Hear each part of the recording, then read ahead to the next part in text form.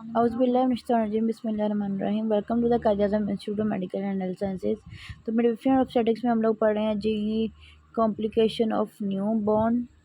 आज का हमारा टॉपिक है birth asphyxia. Let's see what it is birth asphyxia. Birth asphyxia occur when a baby does not receive enough oxygen before, during और just after birth, यानी कि जब उसको डिलीवरी से पहले और डिलीवरी के दौरान या डिलीवरी के बाद में बेबी को इनफ ऑक्सीजन ही ना मिलती तो बच्चे को ऑक्सीजन की कमी हो जाती है।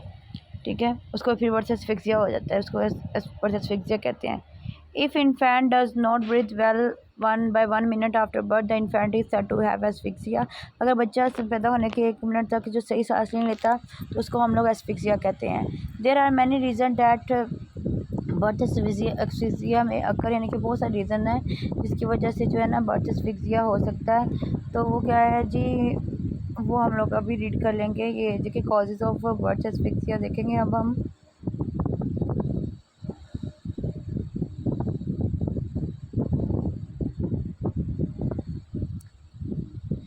Some of the causes of decreased oxygen before birth during the birth process may include inadequate oxygen level in the mother due to the heart and respiratory problem। अगर माँ में कोई दिल की या रेस्पिरेशन की प्रॉब्लम होगी तो बच्चे को ऑक्सीजन की कमी हो सकती है।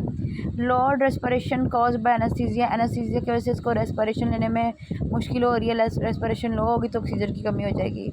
Low blood pressure of mother, माँ का ब्लड प्रेशर अगर लो होगा तो माँ बच्चे को ऑक्सीजन की कमी हो जाएगी। inadequate relaxation of the uterus during labor that prevent oxygen circulation to the placenta, यानी कि जो यूट्रस को ना रिलैक्सेशन नहीं मिल रही लेबर के दौरान, जो कि प्रिवेंट कर रही है प्लेसेंटा को सर्कुलेशन ऑक्सीजन की देने से। Early separation of placenta from the uterus called placental abruption, यानी कि टाइम से पहले प्लेसेंटा का अपनी जगह से डीअटैच हो जाना। Compression of the umbilical cord that decrease blood flow, या अम्बिलिकल कॉर्ड का कहीं दब जाना, इसकी वजह से डिक्रीज हो सकता है blood flow. Poor placenta function that may occur with high blood pressure और in pregnancy that are most post term particular do that are longer than 42 weeks, यानी कि उन्होंने बोला कि प्लेसेंटा का फंक्शन अगर पुअर हो हाई ब्लड प्रेशर की वजह से या उन प्रेगनेंसी की वजह से जो 42 वीक से ऊपर चले जाती हैं। Premature less than 30 week, prolonged labor, malpresentation, intra-SGA और intrauterine growth retardation, ठीक है, ये restriction, difficult labor, cesarean section, short and prolonged second stage, antepartum hemorrhage, cord prolapse और meconium in liquor, infant of diabetic mother, severe respiratory distress, intrapartum infection, यानी कि उन्होंने बोला ये सारी काजेज हैं जिसमें लेबर का प्रोलॉन्ग होना, premature delivery, post mature delivery, malpresentation आना, ग्रोथ का रुक जाना, डिफ़िकल्ट डिलीवरी होना, सिजेरियन सेक्शन होना, सेकंड स्टेज लंबी या शॉर्ट हो जाना, एंटीपार्टम हेमरेज हो जाना, कोर्ड का प्रोलैप्स हो जाना, बच्चे मेकोनियम पास कर दे, माँ जो है उसको शुगर हो या डिलीवरी की तरह कोई इन्फेक्शन हो जाए, तो सारी कॉजेज़ जो होती हैं ये बर्थ एस्फिक्सिया की हो सकती हैं। आ गया जी फैक्टर डेट में lower oxygen in the baby after birth include, वो कौन से फैक्टर्स हैं जो कि पैदाइश के बाद बच्चे में ऑक्सीजन की कमी करते हैं। वो है जी सीवियर एनीमिया और low blood count that limit the oxygen carrying ability of the blood, यानी कि सीवियर एनीमिया का होना, ब्लड काउंट का लो होना, जो कि ऑक्सीजन की कैपेसिटी को जो है ना लो कर देता है। लो ब्लड प्रेशर और शॉक, लो माँ का ब्लड प्रेशर लो होना और शॉक में चले जाना, respiratory problem that limit oxygen intake, respiratory problem होना, ठीक है, हार्ट और लंग डिजीज़ होना, ये सारी चीज़ें जो होती है ना ये हो सकता है आफ्टर बर्थ बच्चे में। Sign and symptom, the following are the most commonly symptom of birth asphyxia, however each baby में एक्सपीरियंस सिम्टम डिफरेंटली। उन्होंने बोला है कि अब जो नीचे हम लोग सिम्टम्स पढ़ेंगे ये तो सिम्टम्स होते हैं, लेकिन हर बच्चा जो है ना डिफरेंट सिम्टम्स को एक्सपीरियंस करता है। बिफोर डिलीवरी सिम्टम्स में इंक्लूड अबनॉर्मल हार्ट रेट और rhythm and increase acid level in babies blood, baby के ब्लड में एसिड का लेवल ज़्यादा होना और अबनॉर्मल हार्ट बीट होना, ये डिलीवरी से पहले है। एट बर्थ के दौरान क्या होगा जी, ब्लूइश और पेल स्किन कलर, यानी कि ब्लू कलर होगा या पेल कलर होगा स्किन का, लो हार्ट रेट होगा, बेबी की क्राई वीक होगी, ग्रैस्पिंग और वीक ब्रीदिंग भी वीक होगी, ग्रैस्पिंग भी वीक होगी। Severe acid level pH less than 7 होगी in the arterial blood of the umbilical cord में जो ब्लड आ रहा होगा ना आर्टरीज का, उसकी जो पीएच होगी वो लेस दैन 6-7 होगी। 7 होगी। Apgar score of 0 to 3 for no longer than 5 minute, यानी कि 5 मिनट तक जो एपगार स्कोर होगा वो 3 तक होगा। The Apgar test is just use after birth to evaluate a newborn colour, heart beat, reflex, muscle tone and respiration. उन्होंने बोला एपगार स्कोर इसीलिए बर्थ के बाद देखा जाता है ताकि बच्चे का जो कलर है, उसकी हार्ट बीट है, उसके रिफ्लेक्सेस है, मसल्स की टोन और रेस्पिरेशन को हम लोग टेस्ट कर सकेंगे किस किस्म का है।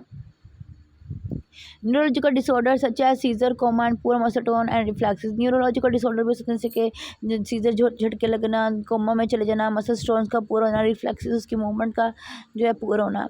ट्रीटमेंट क्या करेंगे जिसका birth asphyxia is a complex condition that can be difficult to predict और प्रिवेंट, यानी कि प्रिवेंट करना और इसको प्रिडिक्ट करना डिफ़िकल्ट होता है इसको। Prompt treatment is important to minimise the damaging effect of decrease oxygen to the body, यानी कि ऑक्सीजन की कमी होने की वजह से बॉडी को जो डैमेजेस इफेक्ट होते हैं ना, हमारा मकसद होता है उनको कम करना। Specific treatment for birth asphyxia is based on, यानी कि ट्रीटमेंट हम लोग किस बेस पे करते हैं, baby's age, over health and medical history, बच्चे की मेडिकल हिस्ट्री, उसकी सेहत और बेबी की उम्र पे हम लोग करते हैं। फिर सिवियरिटी ऑफ कंडीशन, यानी कि किस किस्म का उसको एस्फिक्सिया है। Babies tolerance for specific medication, procedure और थेरेपी, यानी कि बेबी टॉलरेट कर पाएगा जो मेडिसिन या प्रोसीजर या थेरेपी हम लोग करेंगे, इन चीज़ों पर डिपेंड करता है। ट्रीटमेंट में include full resuscitation is required and weaned only when blood gases are normal. हमने इसको फुल रिससिटेट करना है जब तक उसकी ब्लड गैसेज जो है वो नॉर्मल नहीं ना हो जाती। Giving the mother extra amount of oxygen before delivery से पहले माँ को एक्स्ट्रा हम लोगों ने ऑक्सीजन देनी है। एमरजेंसी डिलीवरी और सिजेरियन सेक्शन, यानी कि एमरजेंसी डिलीवरी कर देनी है, सिजेरियन सेक्शन कर देना है अगर तो ऐसा कोई इशू हो रहा है तो। Assisted ventilation and medication to help support your baby's breathing and blood pressure, यानी कि वेंटिलेशन वाला और मेडिकेशन दे रही हैं ताकि बेबी की ब्रीदिंग और ब्लड प्रेशर से सपोर्ट कर सके हम उसको। कन्वर्जन में भी manage with phenobarbitone using second line drug if the fits are not control, अगर तो फिट कंट्रोल नहीं हो रहे तो हम लोगों ने क्या करना है, फिनोबार्बिटोन उसको दे देना है। Clotting should be measured any and abnormalities corrected with fresh frozen plasma platelets. उन्होंने बोला क्लोटिंग आपने मेजर करनी है, कोई एबनॉर्मलिटी है तो फ्रेश फ्रोजन प्लाज्मा और प्लेटलेट हम लोगों ने लगाने हैं। Acidosis should be corrected with ventilation और with volume replacement as indicated, यानी कि जो एसिडोसिस हो जाएगा उसको वेंटिलेशन के थ्रू और वॉल्यूम रिप्लेसमेंट के थ्रू हम लोगों ने सही कर देना है, ठीक है। आगे जी कॉम्प्लिकेशन, लो लेवल ऑक्सीजन में cause a baby to have decrease heart rate, यानी कि लो लेवल की वजह से ऑक्सीजन के बच्चे की हार्ट रेट डिक्रीज हो सकती है, बेबी का डिक्रीज ब्लड फ्लो हो सकता है, out of the heart rate and low blood pressure, यानी कि लो ब्लड प्रेशर भी होगा, डिक्रीज ब्लड फ्लो भी होगा और डिक्रीज हार्ट रेट भी होगा। दिस में limit the blood flow to tissue and organ leading to improper self function और डैमेज। उन्होंने बोला इससे क्या होगा, ऑर्गन्स को और टिश्यूज़ को ब्लड फ्लो कम मिलेगा जिसकी वजह से ऑर्गन या सेल जो है वो डैमेज हो सकते हैं। Organ typically affected by load oxygen include the brain, यानी कि जो ऑर्गन्स जो हैं ऑक्सीजन की कमी की वजह से इफेक्टेड होते हैं वो कौन कौन से हैं जी, ब्रेन हो गया, हार्ट हो गया, ब्लड वेसल्स होगी, गैस्ट्रोइंटेस्टाइनल ट्रैक्ट हो गया, लंग्स एंड किडनीज होगी, ठीक है। If asphyxia is severe Apgar score less than 5 at 5 minutes, invent must be monitor for complication. हमने बोला है कि अगर तो बेबी का एपगार स्कोर जो है ना वो 5 से कम होगा ना तो हम लोगों ने क्या करना है, उसका पहला देखना है मेटाबॉलिक, यानी कि हाइपोग्लाइसीमिया देख रहे हैं हम लोगों ने, ठीक है। डे 1 to 2 हो, एसिडोसिस 1 से 2 दिन तक दिखना है, हाइपोक्लेसीमिया और हाइपर मैग्नीशियमिया हमने 1-2 दिन तक मॉनिटर करते रहना है। न्यूरोलॉजिकल उसके जो सीजर्स वगैरह हैं, एपनिया यानी कि डिफ़िकल्टी इन ब्रीदिंग है, इंट्राक्रेनियल हेमरेज है, ये भी हमने 1 से 3 दिन तक नोट करना है, ये 1 से 4 दिन तक नोट करना है, और सीजर्स जो है हमने 1 से 3 दिन तक नोट करने हैं। कार्डियोवेस्कुलर में ट्रांजिट मायोकार्डियल इस्कीमिया 1 से 4 दिन के लिए, कार्डियोजेनिक शॉक 1 से 2 दिन के लिए। पल्मोनरी में pulmonary oedema pulmonary haemorrhage day 1 to 3 के लिए, और मैकोनियम एस्पिरेशन डे 1।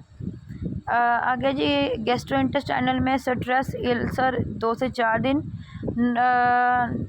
नेक्रोटाइजिंग एंटेरोकोलाइटिस जो है वो 5 से 7 दिन, ठीक है।